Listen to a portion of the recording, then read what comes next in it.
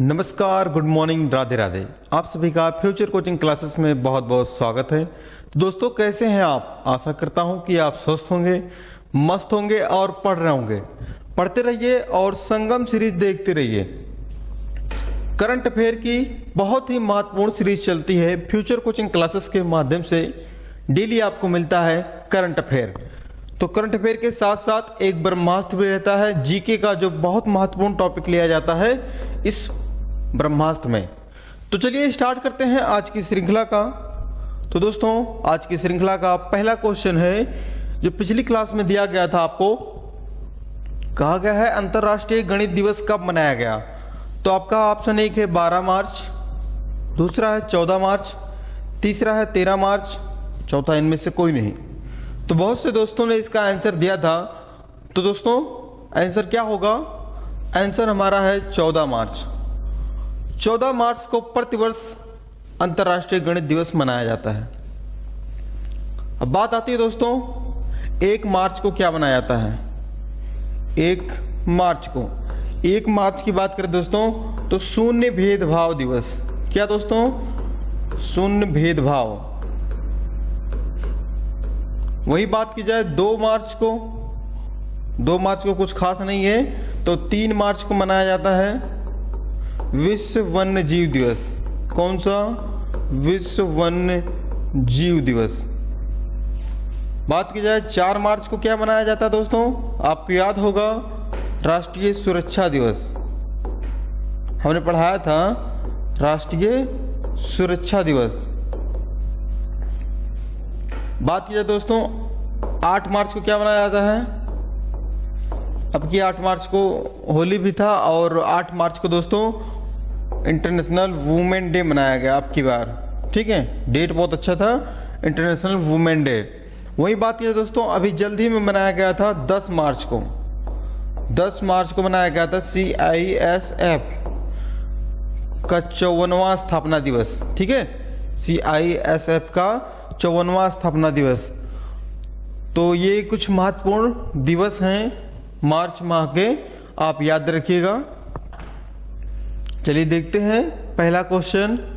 कहा गया है हाल ही में आई रिपोर्ट के अनुसार किस राज्य में सबसे कम साक्षरता दर है? तो बहुत ही महत्वपूर्ण है, यह आंकड़ा लगाया गया है। तो आपका ऑप्शन एक है राजस्थान, दूसरा है उत्तर प्रदेश, तीसरा बिहार, चौथा इनमें से कोई नहीं। तो आंसर दोस्तों है अपना बिहार। बिहार में अभी बहुत कम साक्षरता दर पाई गई है, तकरीबन दोस्तों 63.82% साक्षरता वर्तमान में देखी गई है बिहार में। वहीं भारत का शीर्ष पर राज्य कौन सा है? फर्स्ट स्थान पे है वही पुराना केरल। केरल में दोस्तों तकरीबन 94% के आसपास साक्षरता है। सेकंड नंबर पे पूछ लिया जाए दोस्तों कौन सा है, तो लक्षद्वीप है। ठीक है, लक्षद्वीप है। लक्षद्वीप की बात करें दोस्तों साक्षरता की तो 91.8% है। ठीक है, उत्तर प्रदेश का तकरीबन लगाया गया है जो अनुमान दोस्तों 73 पॉइंट लगाया गया है उत्तर प्रदेश का। तो चलिए देखते हैं अपना उत्तर प्रदेश और बिहार कहाँ पे हैं।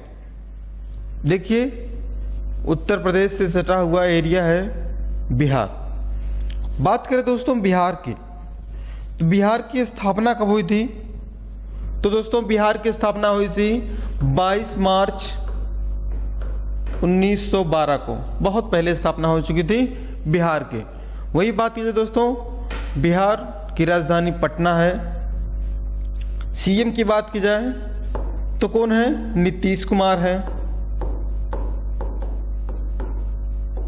ठीक है, और वर्तमान में नए नए राज्यपाल बने हैं अभी, आपको याद हो तो दोस्तों क्या नाम उनका?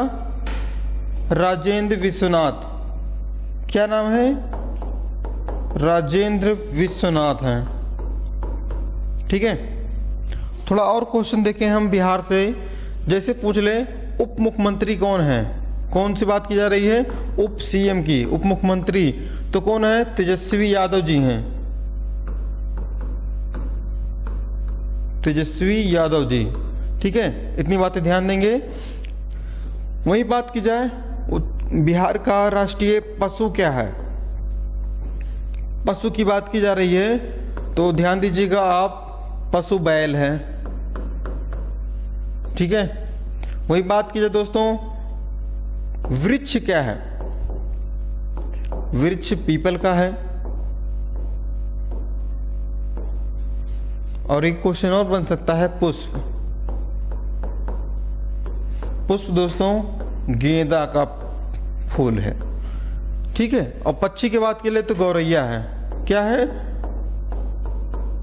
गौरैया है। इतनी बातें आप ध्यान देंगे बिहार से।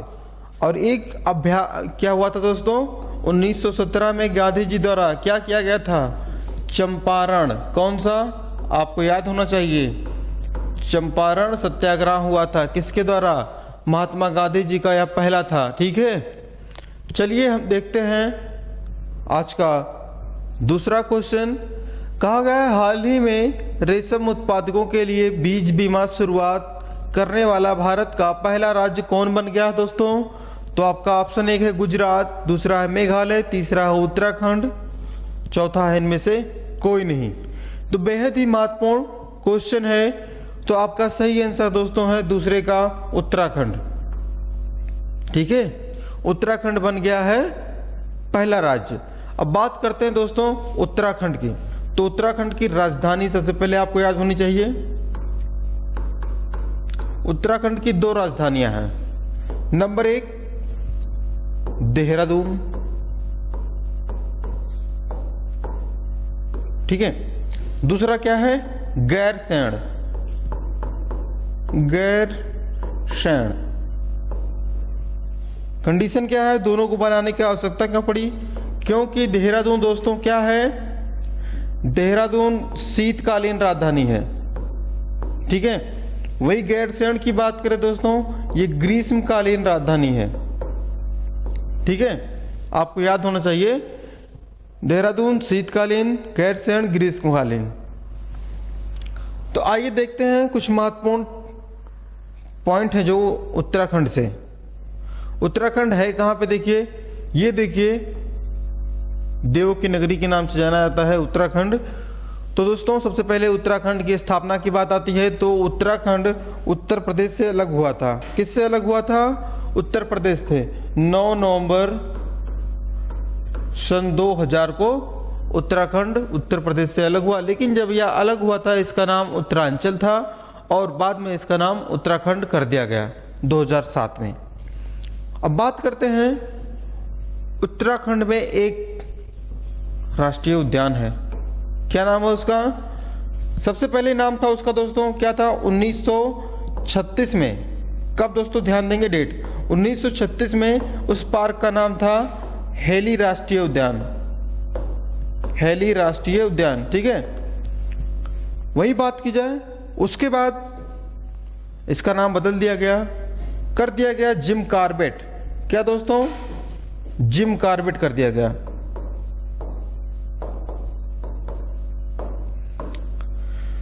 जब जिम कॉर्बेट कर दिया गया, अभी जल्द ही में दोस्तों इसका नाम बदल दिया गया है। जो आपको जिम कॉर्बेट दिखता था पहले नाम, अब हो गया है रामगंगा। Ramganga national park. ठीक है, राष्ट्रीय उद्यान, क्योंकि वहां पे रामगंगा नदी बहती थी इसलिए उसका नाम बदलकर रामगंगा नेशनल पार्क कर दिया गया। इतनी बातें आप ध्यान देंगे। कुछ महत्वपूर्ण पॉइंट हैं उत्तराखंड से, जैसे उत्तराखंड में प्रमुख ताल कौन कौन से हैं? किसकी बात करेंगे हम? ताल। तो सबसे पहले आपको याद आएगा नैनीताल। कौन सा है? नैनीताल। दूसरा अगर से बात करें दोस्तों, भीमताल। क्या है? नैनीताल, भीमताल, और क्या है? सात ताल। ठीक है, ये प्रमुख ताल हैं। और अगर से एक पूछ लिया जाए, सूखा ताल भी है। सूखा ताल के नाम से जाना जाता है इसको। अब बात करें, कुछ महत्वपूर्ण नदियां निकलती हैं यहां से, बहती हैं उत्तराखंड में। तो सबसे पहले आपको याद आएगा कौन सी नदी? गंगा नदी। भागीरथी,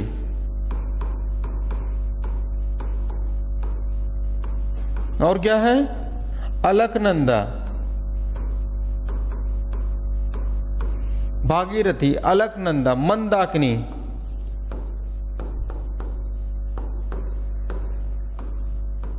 बात की जाए और क्या है? यमुना है। रामगंगा, अभी बताया हमने रामगंगा निकलती थी इसलिए रामगंगा नेशनल पार्क हो गया है, ठीक है। कोसी, एक और है दोस्तों, गोमती।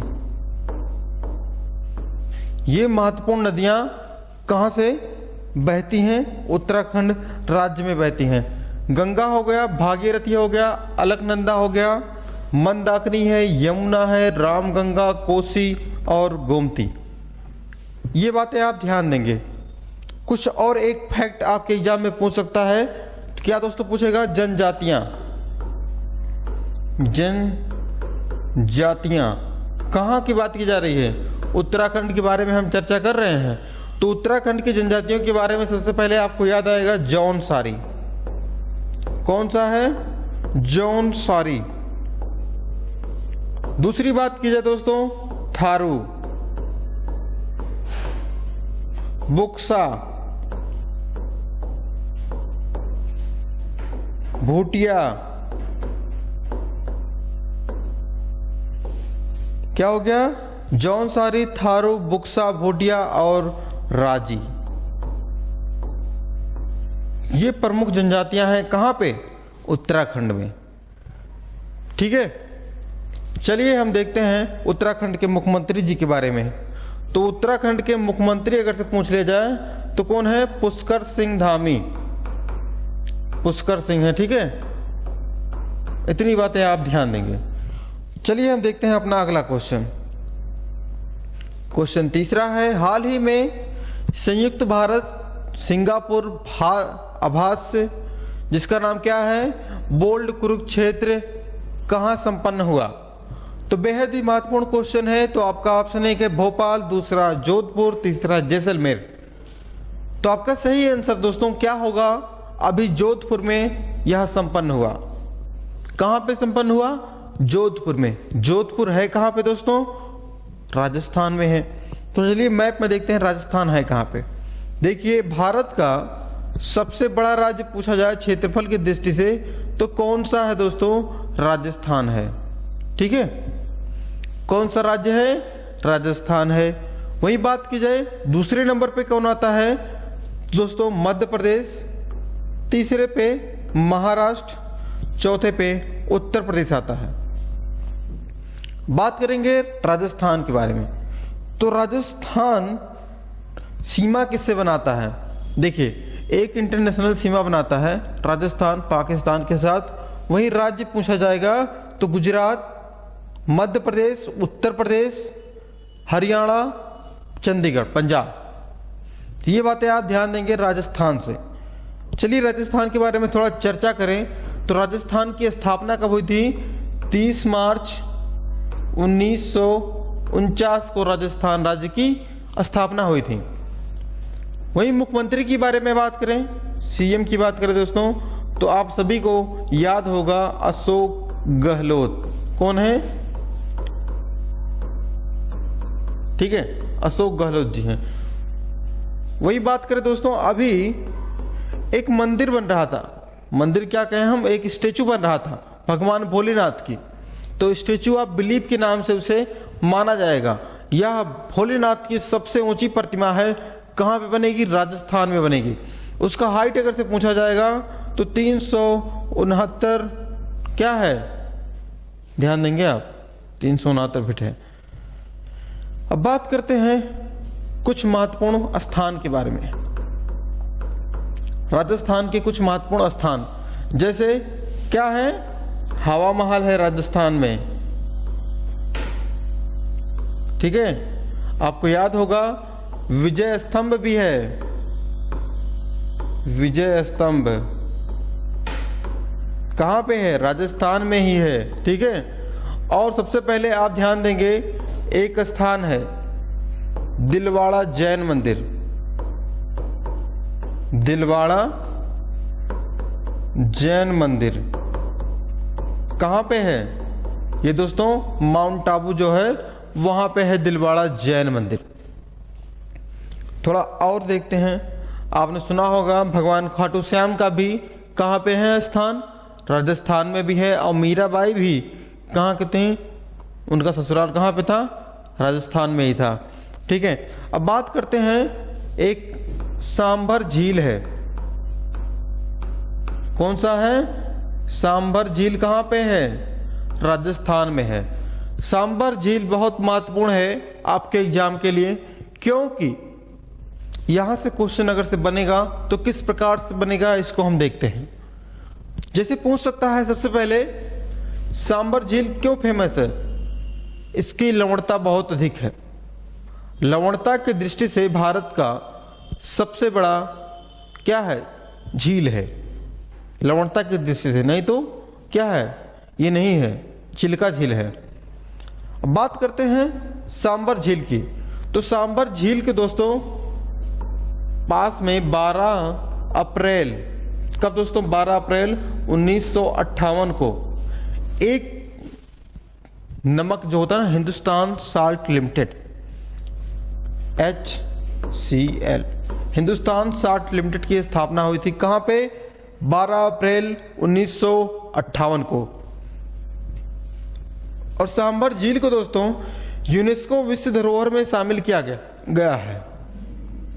कब किया गया था? 1990 में सांभर झील को यूनेस्को विश्व धरोहर में शामिल किया गया था। ठीक है, चलिए हम अपना अगला क्वेश्चन देखते हैं। कहा गया है हाल ही में विश्व उपभोक्ता दिवस कब मनाया गया? यह बहुत ही महत्वपूर्ण दिवस होता है आपके लिए, हमारे लिए, सभी के लिए, सभी उपभोक्ताओं के लिए। ठीक है, तो आपका ऑप्शन एक है 13 मार्च, दूसरा है 15 मार्च, तीसरा 14 मार्च और चौथा इनमें से कोई नहीं। तो आपका आंसर दोस्तों है 15 मार्च। 15 मार्च को प्रतिवर्ष मनाया जाता है विश्व उपभोक्ता दिवस। वहीं 14 मार्च की बात करें दोस्तों, अंतर्राष्ट्रीय गणित दिवस अभी हमने पढ़ाया। देखिए, इसका जो मनाने का मुख्य उद्देश्य होता है दोस्तों, ग्राहकों को जागरूक करना। ग्राहक एक तरफ से सभी हैं, चाहे हम हो चाहे आप हो, सभी एक तरफ से हम देखें तो ग्राहक है। डेली हम कुछ ना कुछ खरीदते हैं तो क्या हो गए हम भी एक ग्राहक के तौर पे काम करते हैं। ठीक है, जैसे आप दुकान पे कुछ खरीदने गए, उसके बाद जो मालिक है, दुकानदार है, वो आपके साथ गलत व्यवहार करता है, चीज़ों का रेट अधिक लगाकर बोलता है, तो उसके लिए जागरूक किया जाता है इस दिवस के माध्यम से। ठीक है, आपको MRP से अधिक पैसे नहीं देने हैं किसी भी वस्तु के। सरकार ने एक क्राइटेरिया डिसाइड किया है जिसे MRP कहा जाता है, मैक्सिमम रिटेलर प्राइस। उससे अधिक आपको रेट नहीं देना है। सरकार चाहती है उससे कम पर बेची जाएगी, लेकिन उससे अधिक नहीं देना है आपको। और इसके लिए दोस्तों उपभोक्ता को संतुष्ट करने के लिए बहुत से बनाए गए हैं। क्षेत्रीय होते हैं, राज्य स्तर पर होते हैं कार्यालय, और राष्ट्र स्तर पर होते हैं। अगर से किसी के साथ उत्पीड़न होता है उपभोक्ता का, तो वह जा सकता है। जिला स्तर पर भी हैं, राज्य स्तर पर हैं और मंडल स्तर पर भी हैं। चलिए हम देखते हैं अपना क्वेश्चन 5वां। कहा गया है हाल ही में भारतीय सार्वजनिक क्षेत्र के उपक्रम सतलुज जल विद्युत निगम का स्वतंत्र निदेशक किसे बनाया गया है? तो आपका ऑप्शन एक है प्रतिमा जैन, दूसरा है दिनेश मोहंती, तीसरा है शक्तिकांत जगन्नाथ वानी, चौथा इनमें से कोई नहीं। तो आंसर दोस्तों अपना यही है, शक्तिकांत जगन्नाथ वानी जी हैं, जो दोस्तों किसके बनाए गए हैं? ध्यान देंगे, जो सतलुज जल विद्युत निगम है उसको निर्देशक बनाया गया है इनको। ठीक है, महत्वपूर्ण क्वेश्चन है। क्वेश्चन 6वां देखते हैं। हाल ही में अभ्यास ला परोस के तीसरे संस्करण का आयोजन किसके द्वारा किया जा रहा है? किसकी बात की जा रही है? ला परोस की। तो ऑप्शन है एक फ्रांस, दूसरा है भारत, तीसरा जापान, चौथा इनमें से कोई नहीं। तो प्यारे दोस्तों आपका आंसर सही होगा, अपना प्यारा भारत इसकी आयोजन कर रहा है तीसरे संस्करण के। अब बात करते हैं भारत विश्व में है कहाँ पे। देखिए अपना प्यारा भारत यहाँ पे है। भारत से अगर से क्वेश्चन बनेगा तो किस प्रकार से क्वेश्चन बन सकता है भूगोल का। तो सबसे पहले आपको याद होगा पृथ्वी के बीचों बीच से एक रेखा खींची गई है जिसे इक्वेटर कहा जाता है, ठीक है, भूमध्य रेखा कहा जाता है। बात करें थोड़ा ऊपर से एक रेखा और खींची गई है जो भारत से होती हुई जाती है 23.5 डिग्री उत्तर में है। कितना है? 23.5 डिग्री उत्तर में, जिसे कहा जाता है दोस्तों कर्क रेखा। वही बात करें एक रेखा नीचे से खींची गई है दक्षिण से, जिसे मकर रेखा कहा जाता है 23.5 डिग्री, ठीक है। अब क्वेश्चन बनेगा ऐसी कौन सी रेखा है जो भारत के बीचों बीच से होकर गुजरती है? कर्क रेखा है, भारत के 8 राज्यों से होकर गुजरती है, ठीक है। इतनी बातें क्लियर। अब क्वेश्चन अगर वर्ल्ड लेवल पे बनता है तो पूछा जाता है आपसे ऐसा कौन सा महाद्वीप है जहां पे तीनों रेखाएं होकर गुजरती हैं। जैसे देखिए ये है दोस्तों अफ्रीका महाद्वीप और इसी से तीनों रेखाएं होकर गुजरती हैं। क्लियर हुआ। अब एक रेखा दोस्तों इस साइड से खींची गई है ऊपर से नीचे, मतलब ऊपर से नीचे क्या मतलब है?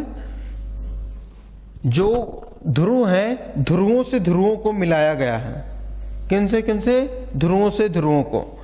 अब क्वेश्चन यह बनता है इसको भी 0 माना गया है और जो इधर आई है भूमध्य रेखा इसको भी 0 माना गया। ये दोनों रेखाएं, इसे अक्षांश रेखा और उसे देशांतर रेखा।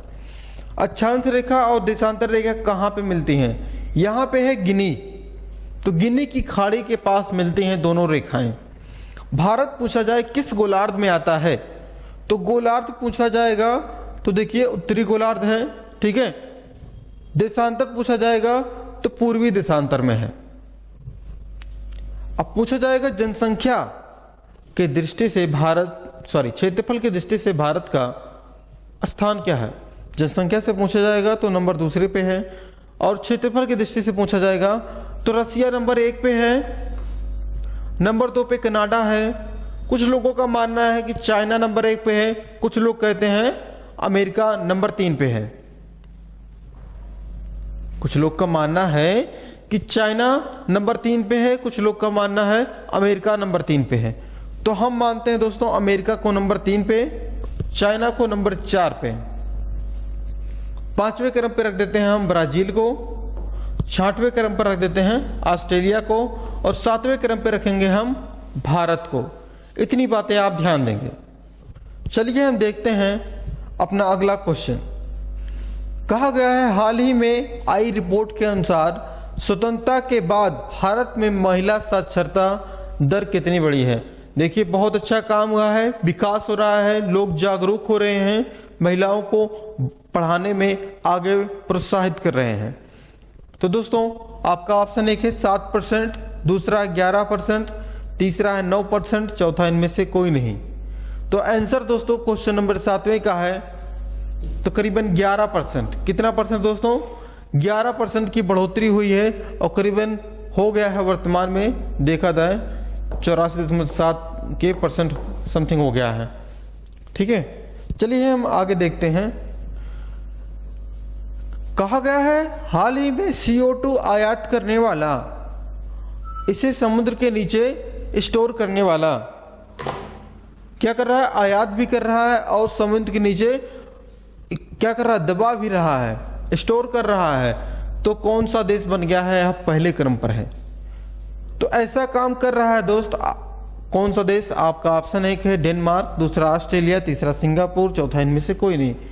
तो प्यारे दोस्तों ये काम कर रहा है डेनमार्क। कौन कर रहा है?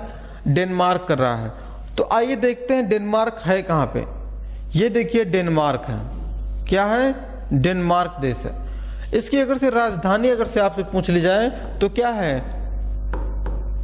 कोपेनहेगन इसकी राजधानी है।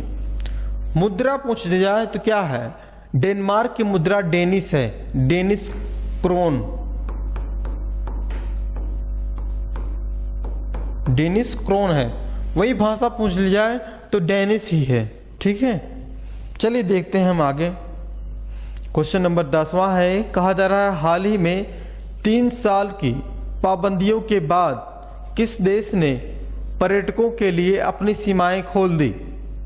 तो आपका ऑप्शन 1 है रूस, दूसरा है चीन, तीसरा है यूक्रेन, चौथा इनमें से कोई नहीं। तो दोस्तों यह काम कर रहा है अभी चीन ने। कौन कर रहा है? चीन कर रहा है।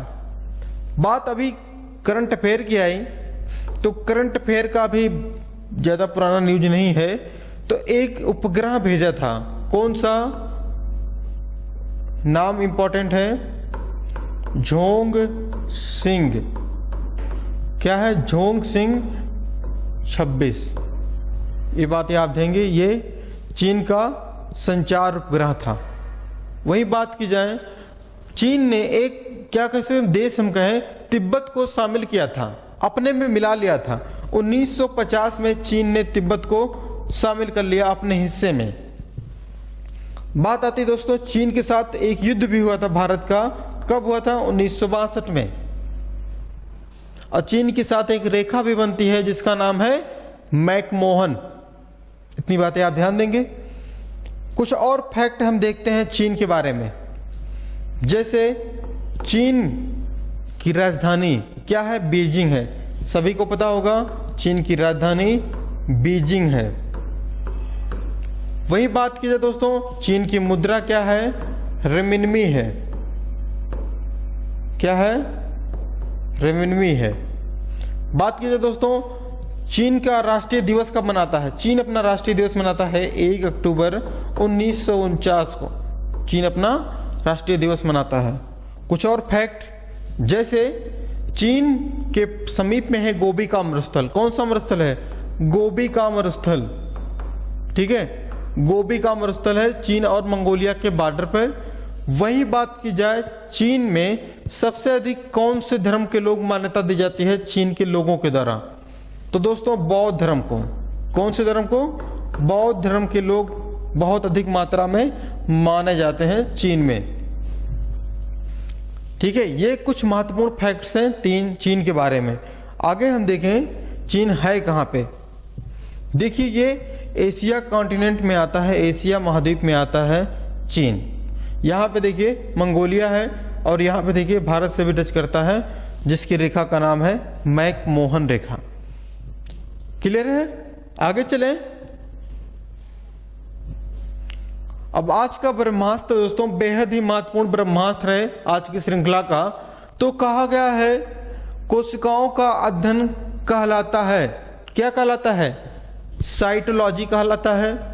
वही बात की जाए, कीटों के वैज्ञानिक के अध्ययन को कहा जाता है एंटोमोनोलॉजी कहा जाता है। अगला है फल के विज्ञान के अध्ययन को कहलाता है पोमोलॉजी। क्या? पोमोलॉजी कहलाता है। अधिक बार क्वेश्चन बनता है इस वाले से, पुष्प विज्ञान के अध्ययन को कहलाता है फ्लोरिकल्चर। कौन सा कल्चर? फ्लोरिकल्चर। सब्जी विज्ञान के अध्ययन को कहलाता है ओलेरीकल्चर। कौन सा कल्चर? ओलेरीकल्चर। अंगूर की खेती, बहुत ही महत्वपूर्ण क्वेश्चन, हजारों बार एग्जाम में पूछा गया है कि अंगूर की खेती का अध्ययन कहलाता है विटिकल्चर। कौन सा कल्चर दोस्तों? विटिकल्चर। अगला है मनोविज्ञान का अंदर, मनोविज्ञान का अध्ययन तो क्या कहलाता है? साइकोलॉजी। आप सुने होंगे साइकोलॉजी सब्जेक्ट भी होता है, तो साइकोलॉजी होता है। रेशम उत्पादन बहुत महत्वपूर्ण, इसको स्टार लगाइए, एग्जाम में बहुत बार बनता है। रेशम उत्पादन का अध्ययन करने के लिए चलाया जाता है दोस्तों, उस अध्ययन को सेरीकल्चर कहा जाता है, सेरीकल्चर। अगला है छिपकलियों का अध्ययन, क्या कहलाता है? सोरोलॉजी। कौन सा लॉजी? सोरोलॉजी कहलाता है छिपकलियों का अध्ययन। ये महत्वपूर्ण अध्ययन थे। सबसे महत्वपूर्ण पूछा जाए, रेशम का अध्ययन, सेरीकल्चर, मनोविज्ञान, साइकोलॉजी, अंगूर का अध्ययन, विटिकल्चर सब्जी का अध्ययन, ओलेरिकल्चर और पुष्प का अध्ययन फ्लोरिकल्चर। सभी महत्वपूर्ण हैं लेकिन कुछ महत्वपूर्ण अधिक होते हैं। तो दोस्तों हम देखते हैं पिछली क्लास में जो हमने पढ़ा था उसके बारे में है। जैसे कहा गया है हाल ही में तीसरे दिव्य कला मेले का उद्घाटन कहाँ पे हुआ? तो दोस्तों भोपाल में हुआ। भोपाल कहाँ पे है? एमपी में है, ठीक है। और एमपी में दोस्तों क्या है? सांची का स्तूप भी है। वही बात की जाए दोस्तों, एमपी की जीवन रेखा किस नदी को कहा जाता है? तो नर्मदा नदी को कही जाती है। आगे देखें, क्वेश्चन नंबर दूसरा है, हाल ही में आई रिपोर्ट के अनुसार किस राज्य में अधिकतम वन क्षेत्र विकसित हुए हैं? तो दोस्तों अधिकतम वन क्षेत्र की बात की जा रही है, तो आपका ऑप्शन दूसरा सही है, आंध्र प्रदेश। कौन सा? आंध्र प्रदेश। 1 नवंबर 1956 को स्थापना आंध्र प्रदेश का, ठीक है। अगला क्वेश्चन है, हाल ही में G20 फूल उत्सव कहां शुरू हुआ? तो आपका तीसरा ऑप्शन सही था, नई दिल्ली में हुआ है, ठीक है। G20 की अध्यक्षता कर रहा है भारत।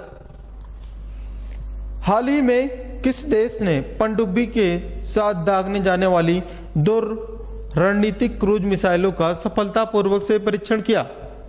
तो आपका ऑप्शन ऑप्शन दूसरा है उत्तर कोरिया। तो आंसर क्या हो गया? उत्तर कोरिया। एशिया की पहली महिला लोको पायलट का नाम क्या है जो वंदे भारत एक्सप्रेस का संचालन करते हैं? दोस्तों इंपॉर्टेंट क्या है? लोको पायलट, जो ट्रेन चलाते हैं। तो दोस्तों इनका नाम है सुरेखा यादव जी। कौन है? सुरेखा यादव जी। अगला है, हाल ही में किसे फरवरी माह 2023 है तो ICC player of the month के रूप में चुना गया है? तो हेनरी बुक्स और एस्ले गार्डनर, इन दोनों लोगों को चुना गया है फरवरी मंथ के प्लेयर ऑफ द मंथ के तौर पे। तो दोस्तों आज की श्रृंखला समाप्त होती है, लेकिन यह क्वेश्चन आपके लिए है। कहा गया है हाल ही में किसे सरस्वती सम्मान 2022 के लिए चुना गया है? तो आपका ऑप्शन है कि सुरेखा यादव, दूसरा श्रेया घोड़ावत, तीसरा है शिव शंकरी, चौथा इनमें से कोई नहीं। तो बेहद ही महत्वपूर्ण क्वेश्चन है। उम्मीद है कि अगर से आपका इसका आंसर पता है तो कमेंट जरूर करिएगा। कमेंट करने से इसका आंसर आपको याद हो जाएगा। अगर से नहीं पता है तो गूगल कर सकते हैं, कोई बात नहीं, लेकिन कमेंट करिए। तो श्रृंखला आपको कैसी लगी? उम्मीद है अच्छी लगी होगी। अपने दोस्तों के पास शेयर करिए, वीडियो को लाइक करिए, चैनल को सब्सक्राइब करिए। मिलते हैं अगली क्लास में, तब तक के लिए जय हिंद, धन्यवाद।